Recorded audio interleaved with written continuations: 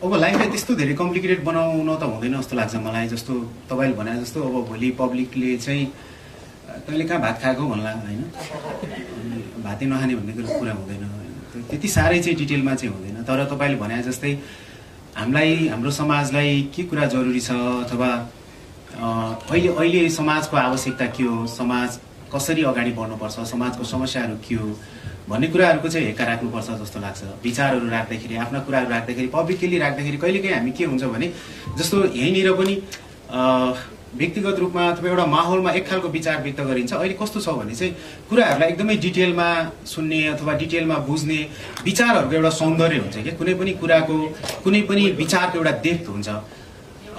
त्यो म चाहिँ कलामा काम गर्ने मान्छे, म चाहिँ भाषामा काम गर्ने मान्छे, मेरो कला अथवा मेरो शैली गाली होइन, मेरो शैली कलाकारिता हो, मेरो शैली भाषा हो, मेरो शैली सौन्दर्य हो, मेरो शैली विश्लेषण हो, मेरो शैली समीक्षा हो।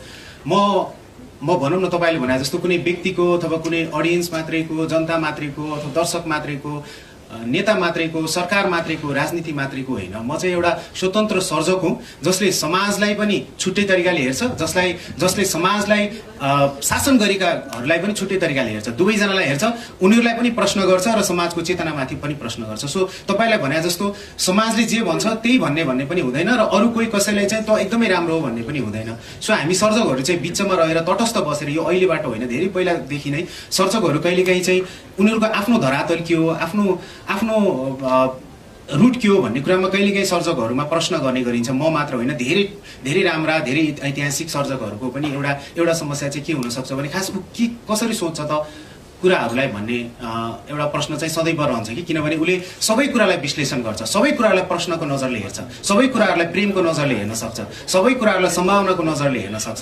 सो मेरो नजरहरू पनि त्यस्तै अरूको भन्दा केही फरक चाहिँ हुन सक्ला। तर तपाईँले भने जस्तो